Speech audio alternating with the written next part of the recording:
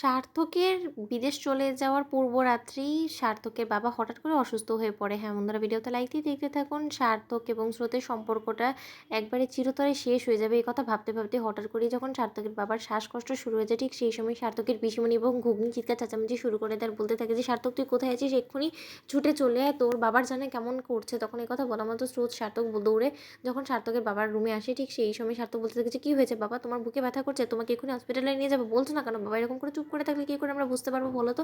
তখন স্রোত বলতে থাকে যে, বাপি তুমি কথা বলতো না কেন, বলো না, তুমি আমার সাথে কথা বলো। তখন সার্থকের বাবা স্রোতকে বলতে থাকে যে, তুই আমাকে নিয়ে মা একদম ভাবিস না, কারণ তুই তো নিজেকে নিয়ে ভাবনা চিন্তা করা ছেড়ে দিয়েছিস, তাহলে তুই আমাকে নিয়ে ভেবেই বা কী করবি বলতো? আমার অপদার্থ ছেলেটা কিনা, যেখানে কিনা তোকে বিন্দু মাত্র গ্রাহ্য করেনি, তোর কথা ভাবার কোনো প্রয়োজন বোধ মনে করেনি, তাহলে তুই ওর বাবাকে নিয়ে এতটা টেনশন কেন করছিস বলতো? তখন এই কথা বলা মাত্র স্রোত বলতে থাকে যে, বাপি তুমি কি সব ভুলভাল বকছো বলো তো? তুমি কি আমার জন্য শুধুমাত্র সার্থক স্যারের বাবা? তুমি তো আমার নিজের বাবা, আমি তোমাকে সবসময় নিজের বাবার মতন দেখে এসেছি, তাই বলে তুমি আমাকে এরকম করে নিচে থেকে দূরে সরিয়ে দিবে? তোমার কোথায় কষ্ট হচ্ছে, তুমি আমাকে বলো না প্লিজ। তখন সার্থককে এক দৃষ্টিতে স্রোতের চোখে জল পড়তে দেখে বলতে থাকে সার্থক যে, সত্যকার অর্থেই তোমার মন শুধুমাত্র তোমার প্রিয়জনদের জন্যই কাঁদে, এছাড়া অন্য কারোর জন্য কাঁদে না, তোমার মন গলেও না, তাই না স্রোত? অন্যদিকে স্রোত বলতে থাকে যে, তার মানে কি বলার চেষ্টা করছেন আপনি স্যার? তখন সার্থক বলতে থাকে যে, না কোনো কিছু না, এখন বাবার উপরে কনসেন্ট্রেট করার চেষ্টা করো, বাবার কি হয়েছে সেটা জানার চেষ্টা করো, কারণ বাবা তো কোনো মতেই আমার কাছে কিছু বলার চেষ্টা করছে না। আচ্ছা বাবা, তোমার কি হয়েছে, তুমি আমার উপর অভিমান করেছো? যদি অভিমান করে থাকো তাহলে সেটা অন্তত খুলে বলো, কিন্তু এরকম করে প্লিজ আমার দিক থেকে মুখ ফিরিয়ে নিও না, কারণ আমি আজ রাতটুকুই এখানে আছি, তারপরে তো কাল সকালের ফ্লাইটে আমি এখান থেকে চলেই যাবো, কিন্তু তোমাকে এরকম অসুস্থ অবস্থায় ফেলে রেখে আমি কী করে যেতে পারি বলো তো?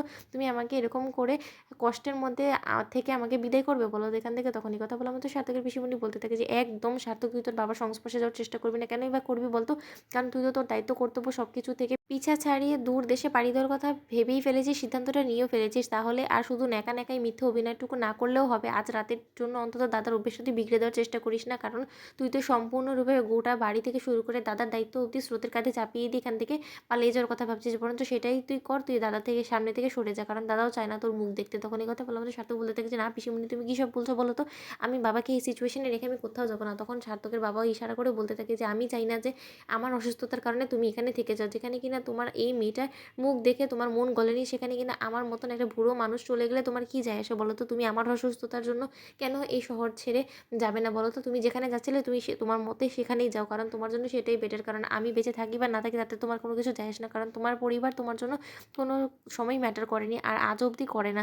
আমি ভেবেছিলাম যে বিয়ের পর অন্তত তোমার জীবনে এমন কেউ আসবে যে কিনা তোমাকে সুখে ভরিয়ে রাখবে, কিন্তু এখানে তো দেখতে পাচ্ছি যে তোমার সংস্পর্শে যেই আসবে সেই দুঃখে পরিণত হবে, সে আর কোনোদিনও ভালো থাকতে পারবে না। সেটা আমি হাতে নাতে প্রমাণ পেয়ে গিয়েছি। খুব আদর যত্নের সমেত আমি ওর মায়ের কাছ থেকে ওকে এনেছিলাম, কিন্তু সেই মেয়েটাকে ওর যোগ্য সম্মান দিয়ে বাড়িতে রাখতে পারলাম না। আফসোস। তো বন্ধুর ভিডিওটি ভালো লাগলে লাইক এবং শেয়ার করে সাবস্ক্রাইব করতে ভুলো না।